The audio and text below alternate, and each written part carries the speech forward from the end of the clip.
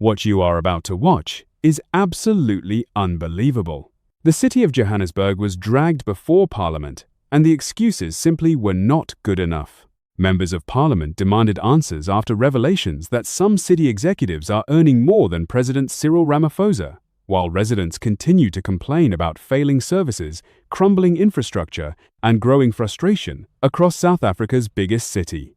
The mayor was put under intense pressure. Tough questions were asked. Lawmakers wanted to know how these salaries were approved and whether taxpayers are getting value for their money. For many South Africans, this is about more than just salaries. It is about accountability. It is about leadership. And it is about whether public officials are putting the people first. The exchange quickly turned heated as Parliament pushed for answers and city officials found themselves on the defensive. Welcome to Michael Podcast TV. If you believe public officials should be held accountable for every cent of taxpayer money, hit that like button. Subscribe to Michael Podcast TV and turn on notifications so you never miss our latest South African news updates. Now watch this explosive exchange for yourself. We had Home Affairs then agreed with us because they didn't have enough capacity that we will arrest but hand them over when we arrive at the police station for processing. So that's how we then do these projects with Home Affairs and the SAPS. In relation to postpaid and prepaid, we still have a lot of customers who are on postpaid, and amongst us, I think I'm also on postpaid. And of course, there are benefits for the city also on postpaid. So I don't think we really are pushing for everyone to be on prepaid, but particular categories of society, you can then push them into prepaid. There are advantages. We are currently receiving about 920 just on availability charge on postpaid as compared to prepaid, which availability charge is just under 200, so around 200, probably increasing to about 300 or so. So basically that's where now personally, as you ask, I'm still on postpaid. And I've answered. All right, thank you very much. Is somebody supposed to say more? No.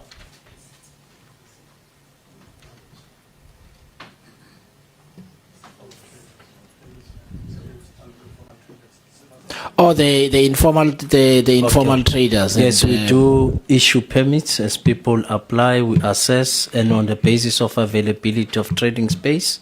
But what we then do on a weekly basis, once in a week, our teams from JPC go into site to confirm whether the person who was issued with the permit is still the same person or is no longer the same person. If we find that it's not the same person, we have subletted, then we revoke the permit. So who does the checking? JMPD? Johannesburg Economic Development through JPC, Johannesburg Property Company. So we do send foot soldiers to do that assessment. All right. When they get there and the person is not supposed to be there, what happens?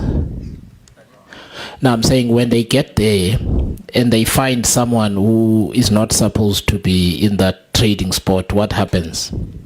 They immediately revoke their license, the permit. The permit, and then of course JMPD will then be called in to then confiscate. Is it the right English? Yes, confiscate the stock and take them to our compound. What happens to the stock thereafter? The people must come back and claim and pay the particular fine. If they are not paying the fine, then at a certain stage, it's then disposed of. Oh, okay. So it's an impound. Okay. Can we go back to Mr. Matibe? How much information did the executive committee have before making the decision to let the matter go? Just describe the information that you were given that informed the decision. Thank you, Chair. At our disposal, it was merely the news headlines that we had received in the media.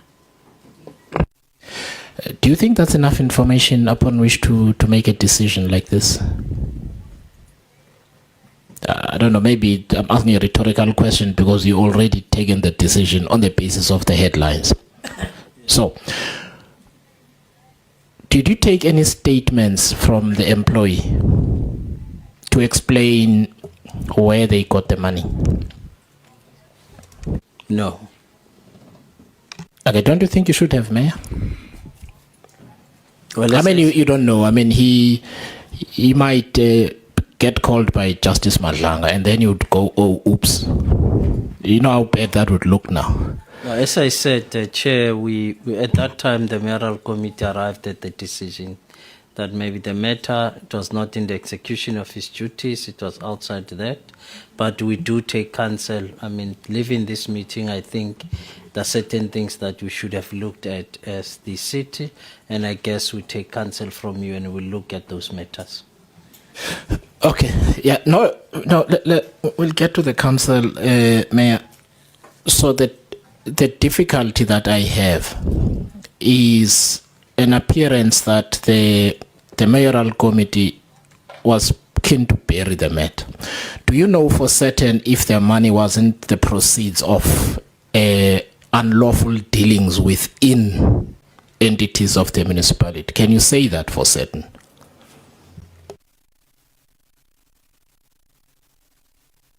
No. I'm trying to illustrate a point, which is you don't know how the employee came across that money. You have no idea. You've admitted that yourself. It is if I propose to you that the money was the proceeds of a bribe in respect of work that needed to be done in that agency, you wouldn't be able to dispute it because you never asked and you never tried to find out. Thank you, Chair. At the time of the mayoral committee, when the allegations came to the fore, we didn't have grounds to institute any investigation at that time when the media allegations came to the fore. So the mayoral committee then said, let us allow the law enforcement agencies, and obviously if there's any process, we will be guided by what would have come out, because we didn't receive any information about what had transpired, because it transpired in his home and we saw it in the media. And that is why we took that decision as the mayoral committee collectively to say we will be guided by the outcomes of the law enforcement. And as the group had indicated earlier, in the city, in fact, in the mayoral committee, one of the conversations we had, Chair, was that the city would need to look at how we develop a policy because we saw that there was a particular gap to make sure that we are able to deal with these allegations. If a person is found to be in the media on allegations, what steps then can we take internally? Because there is a gap in the policy. Okay, if I understand the media reports well, they said he had been found with money and then was subsequently arrested, right? Okay, so it's not just media reports. You know for certain that he was arrested. So the media reports are peripheral to the issue that I'm raising here. An employee of the city of Johannesburg was arrested for having a huge sum of money in hard cash. And you guys were not interested in where he got it. You were not interested. I think that much is clear. Have you taken any steps to try and find out where he got the money? Since he was arrested, let's leave the media reports. Have you taken any steps to find out where he got the money? And I think the first step would be to ask him, because as an employer who deals with large sums of money from your own fiscus, you have an apprehension now that something is happening within your environment that you didn't know about. That's what I would expect. Have you done anything like that? From the oversight in terms of the political leadership, no, we have not. But I will also allow if the city manager administratively he would have done. From our side, no. Thanks, Chair. From our side, through our group governance department, there was a formal correspondence that went through to the board chair and the board in particular to ventilate on the matter and provide a report specifically on this. Can you say that in English? What did you ask the board to do? It was specifically for the board to confirm the issues with regard to the media issues and or the possible arrest. Okay, Dr. Brink, can we just use straight language? We've now dealt with the media issues, so let's leave that out. The man was arrested. We know that for certain. He was arrested, 50,000 rand bail. We know that. What I'm asking is, upon his arrest, upon establishing that he had been arrested, what conversation did you have with the board about the matter? No, I personally didn't meet with the board.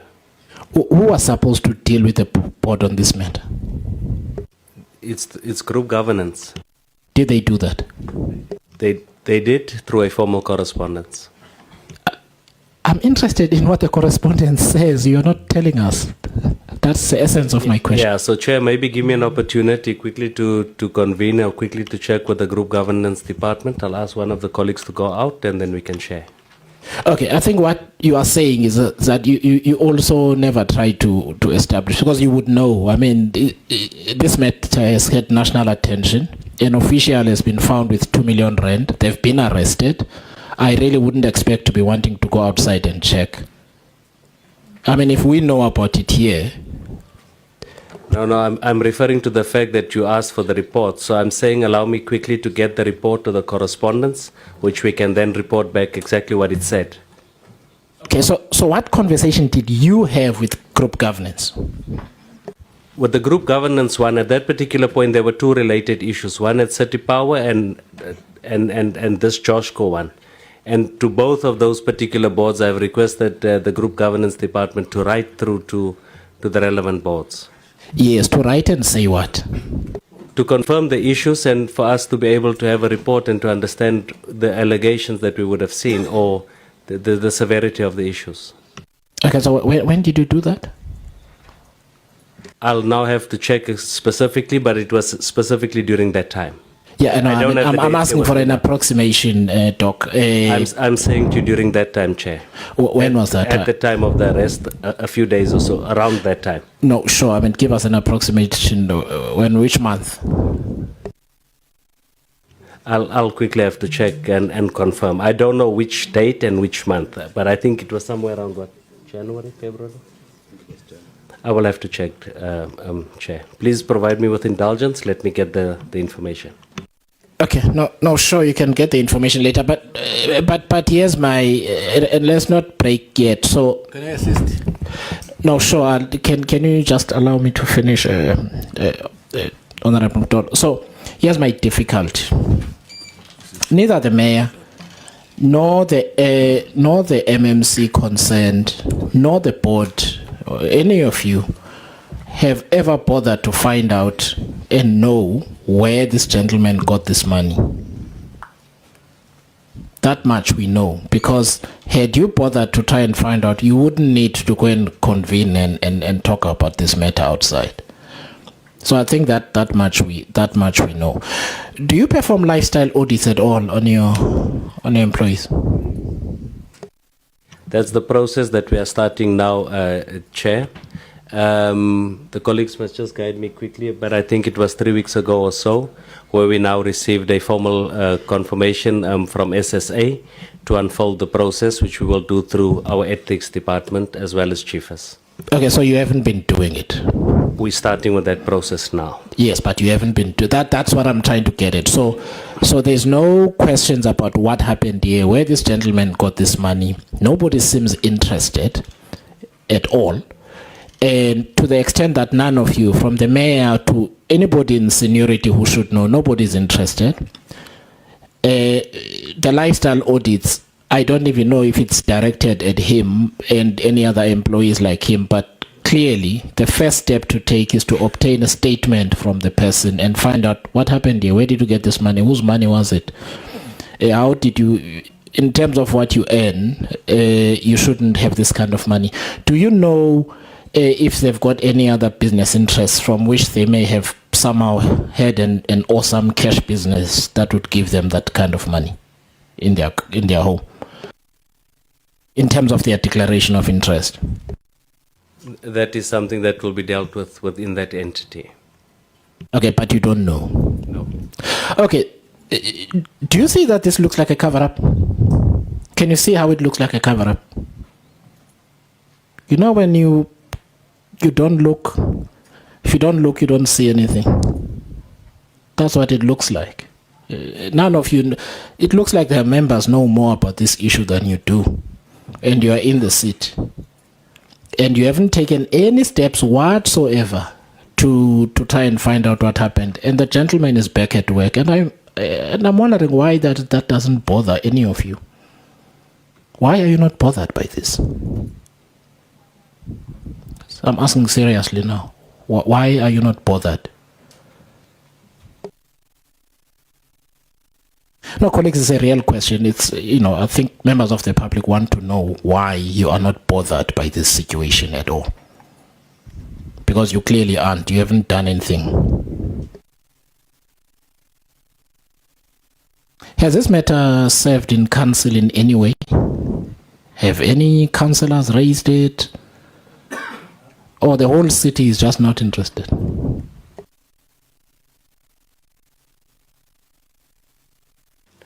Not at the council level, Chair, not that I know of. Okay, all right. Honorable Kupek, I've delayed you long enough. Okay, thank you, Chair. And greetings to everyone, and all protocols observed. Chair, earlier on, when the mayor was addressing us when they first arrived, he said we are doing something right. Now, I'm also a resident of Johannesburg. And when the mayor says we're doing something right, I got a bit uncomfortable because I know and I also understand the issues surrounding Johannesburg. Now, what is happening in Johannesburg currently, maybe we can excuse the deputy mayor. But from accountability, she would be in it even if she was not there. There are some serious issues in Johannesburg, Mayor. The city of Johannesburg is a mess. The city center itself is filthy. It's crime-ridden. There's potholes everywhere in the city of Johannesburg. The robots are not working in half of the city. There's serious electricity outages, even right now, in the city. There's water leaks and there's water outages in the city to a point where people have been protesting about the issues of water. You've got seriously crumbling infrastructure that is not being repaired or fixed to a point where I end up having to ask the question, even though it's a rhetorical one, that where are these engineers and these specialists who are supposed to be preparing for the replacement of this outdated infrastructure? We heard the gentleman sitting here at the back, I'm not sure who he is, saying or telling us or giving us the numbers of the infrastructure that needs to be replaced. Now, it begs the question that the people who are supposed to plan for replacing all of that infrastructure, from the water to the electricity to the sewerage systems, where are they? Where have they been? What have they been doing? But I'll move on. Chair, to the mayor again. Mayor, there are too many hijacked buildings in the city of Johannesburg, in the Johannesburg CBD. The foreigners are running amok in those buildings, both legal and illegal. And a lot of those buildings are not fit for people to be living in them. They have severe water leaks. They have severe plumbing issues. And most of them are basically shouldn't have people living in them. They are severely overcrowded. and their sewerage systems create a serious health hazard. So the first question to you, Mayor, would be, why are these buildings not being condemned? And the second one is, what are you doing about this issue with these buildings that have been hijacked in Johannesburg? Oh, thank you, Chair. Let me respond to the latter question first. The bad buildings or hijacked buildings requires the city of Joburg to evacuate, but the law says once you evacuate people in a bad building, you must find them temporary accommodation, the cost of which the city does not have. And in fact, it's an unfunded mandate from the side of the city. And we have raised this matter with human settlements on a constant basis that the city cannot afford temporary accommodation because the law says as you move them out, you must provide alternative accommodation. We don't have the resources. We have went into an attempt to try and even get the private sector to come on board to help us with temporary accommodation, and that's discussions are still taking on. But it therefore means once you move them and the private sector has created the space, they must also pay for that accommodation. Now, the understanding of what's happening in those buildings becomes very paramount for the members of the committee, because you must be able to give a profile of the people that are in the buildings for you to understand the impact on how we can respond to this thing as a city. You enter into a building with 220 families. Half of those families are unemployed and are South African citizens who have no other means whatsoever, except that they've been able to find ways of paying the 500 rentals in the small space that they've been given. Now, they've been battling with space and they've been battling to pay those rentals. We've got about 45 buildings to about 55 which are still city-owned buildings that we are also trying to evacuate. In the last year or so, we've been able to only evacuate 3 up to date. The rest of the balance are private sector and provincial and national government buildings. The challenge is huge than what we see in the media, which therefore means we require real resources as the city. And the only way to fund this is to get national government to come to the party and help us to fund temporary accommodation. Because once we've got temporary accommodation massively, then we can be able to respond to this problem. And unfortunately, I hope that Parliament with the Eviction Act, you are likely to help us once that law is passed for us to be able to change the Apologies, situation. Mayor. Could you please move on to the second question? I think you're dragging on a bit too long on this question. Sorry, my because, apology. Now there's other follow-up questions. And Mayor, trust me, we do understand the situation in those buildings very intimately. Okay, that's fine. So I thought I should respond it in that fashion. The second part of the question, you have.